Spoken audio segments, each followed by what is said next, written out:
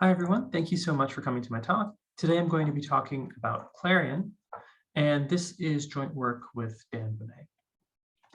So the subject of this talk is how can we communicate with each other privately? So today, if you want to have a private conversation with your friends, your best option is to use an end-to-end encrypted messaging app, something like Signal or WhatsApp. And these apps are great because they hide the contents of your messages, even from the platform itself. So Signal and WhatsApp don't learn what you're saying to your friends. Unfortunately, these apps do not hide the metadata about who you're talking to and when you're talking to them, so Signal and WhatsApp do learn who your friends are. If you want to hide this information today, your best bet is to use an anonymizing proxy, something like Tor, that will make you anonymous to the service that you're contacting. Unfortunately, the security guarantees offered by Tor break down in the face of strong global adversaries.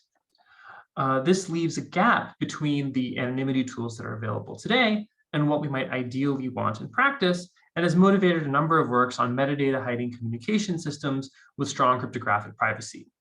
And Clarion falls into this family of works. So today we're going to focus primarily on the problem of anonymous broadcast, which is the question of how can you send a message out to the world without the world being able to realize you were the person who sent it. The paper also discusses how to use anonymous broadcasts and Clarion to build an anonymous two-way messaging scheme. But for the purposes of this talk, we're going to focus primarily on the anonymous broadcast, and I'll refer you to the paper for the results on messaging.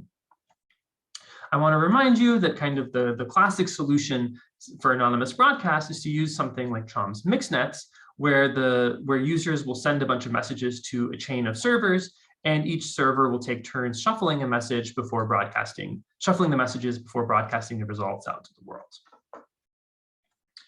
So in Clarion, our new idea is a verifiable multi-party shuffling on message shares.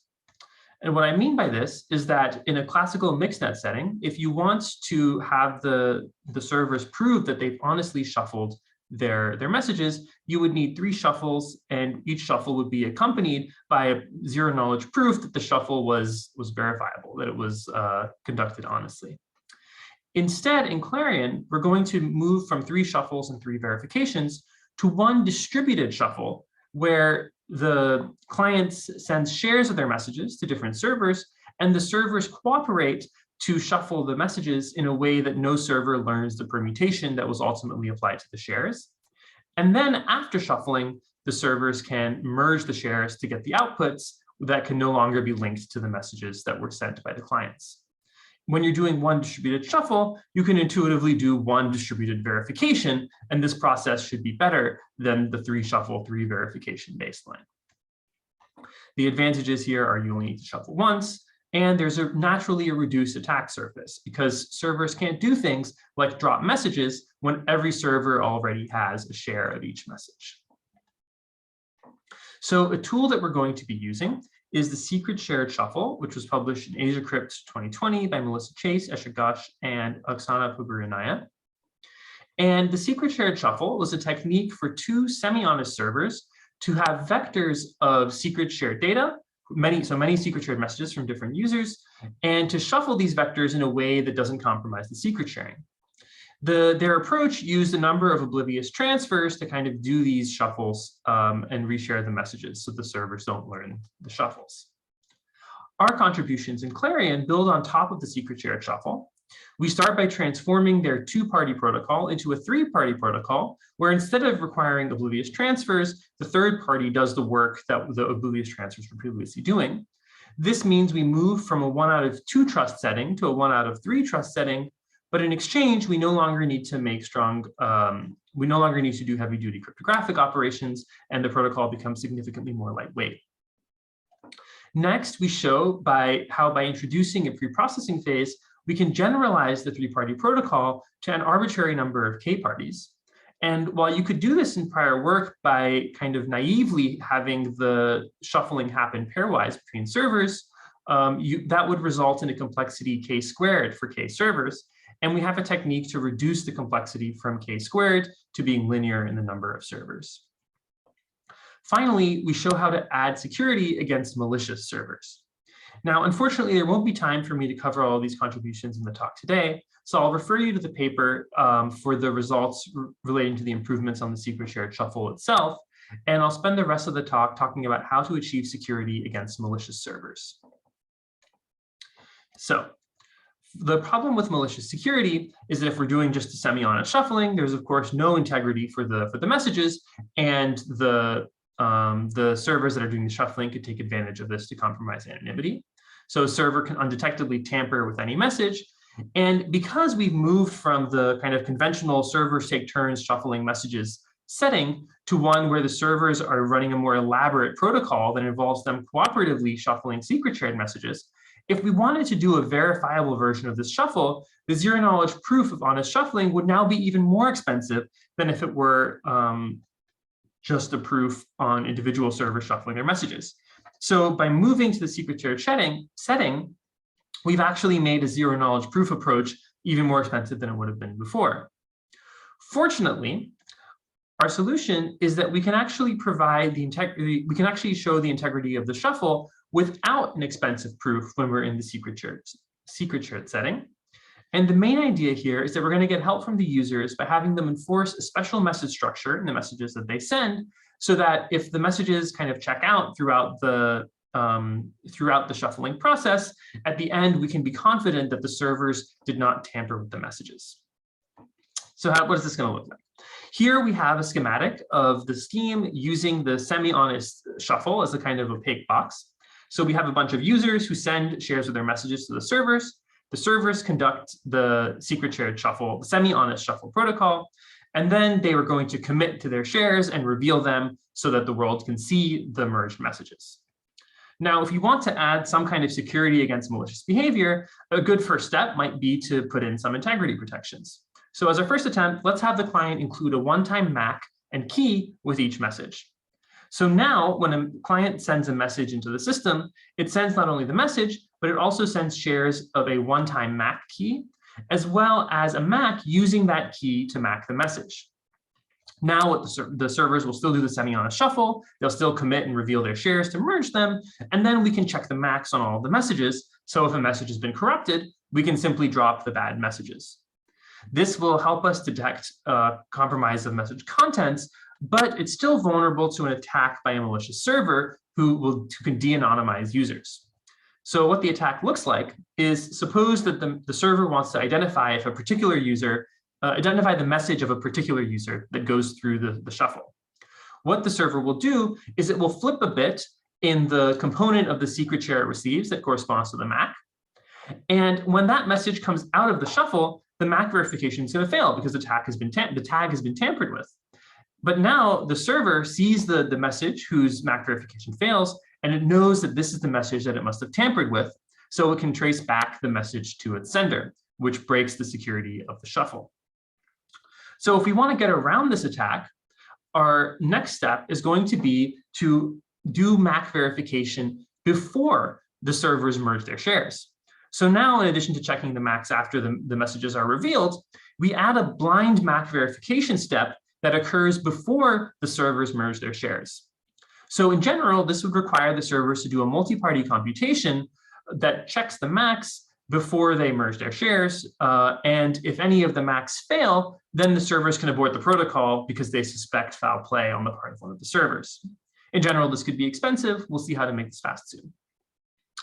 Now, although this will solve the problem of a malicious server tampering with a message to break anonymity, it introduces a denial of service opportunity. Now, any disruptive client in the world can just send a message that contains an already corrupt MAC, so the message is malformed, and now the servers, after doing their shuffle, will see that the MAC doesn't verify, and they'll abort. This will mean that the protocol always aborts and never actually broadcasts messages. To get around this, we add another blind MAC verification before the shuffle. This way, when messages are sent in, the MAC is blindly checked, bad messages can be dropped. And then when the servers actually do the shuffle, there will be another blind MAC check, and this will determine if any new corruptions have been introduced during the shuffling process. Now this, fortunately, suffices to give us security, because bad messages are going to be dropped beforehand and any malicious tampering is going to fail. So now I want to give you some idea of how the macking should work to make this protocol efficient. So as a starting point, we're going to start with a Carter-Wegman style mac, where the message is going to be a vector m with elements that are integers mod p. This is each message that gets sent into the system. The mac key is also going to be a vector here of integers mod p. So the length of the key is going to be the same as the length of the message, which is maybe an undesirable property, but we'll see why this is helpful for us later. And the mac is just going to be the inner product of the two vectors. So you multiply corresponding elements of the key with corresponding elements of the message, and you sum them all up. And it turns out this is a secure one-time mac, and the security follows from the Schwartz-Zippel lemma. So a nice feature of this mac is that if you're going to compute the mac in a multi-party computation, the multiplicative depth, that is the number of multiplications that depend on the results of other multiplications, is just one. There's no dependencies here. The downside is that the key is just as long as the message, which is undesirable. So let's see how we can improve this scheme. So here we have a schematic of the mac, and it has, you can see the shares of the message are going to the servers, the shares of the long keys are going to the servers, and the shares of the tags are going to the servers. And what the servers are going to do is for each block of the message, they're going to, in a multi-party computation, compute the product of the key share and the message share. And then they're going to add up their shares and check that the mac verifies. So as a first optimization, instead of sending the servers the keys, we can generate the key shares from seeds. So the actual key becomes the PRG evaluation on these two seeds added together. And instead of sending the actual key shares to the servers, the client just sends the seeds to the servers. And this allows us to have client communication be small, even though the keys are longer. So that's nice. But the bigger issue is the number of multiplications here is going to be linear in the length of each message. And ideally, we would need fewer multiplications. So the way that we're going to do this is we're going to have a second optimization where the message is actually an encryption. The new message, M prime, is actually an encryption of the message under an encryption key, and the encryption is just concatenated with the encryption key. So this doesn't really help us because it's just when you see the encryption and the key is right next to it, it doesn't provide any confidentiality benefit. But it turns out that doing this allows us to do the second blind mac after the shuffle with only one secret shared multiplication per mac. So the way that this works is that when the servers want to do the second blind mac verification, instead of multiplying everything under an MPC, they're actually going to reveal the ciphertext shares to each other and just recover the encryption under EK of the message. And the only thing that's still secret shared is the encryption key. So now the shares of the key can be multiplied by the non-shared ciphertext values. And these are just scalar multiplications that don't require any interaction in the multi-party computation. So those multiplications become super cheap. And the only multiplication that needs to happen is the multiplication. The only multiplication that happens in an MPC is the multiplication of the key shares of the mac with the key share of the encryption key. And that's a much smaller single multiplication, no matter how large the message might be. And this dramatically speeds up the blind mac verification. So I want to tell you a little bit about the performance of the scheme.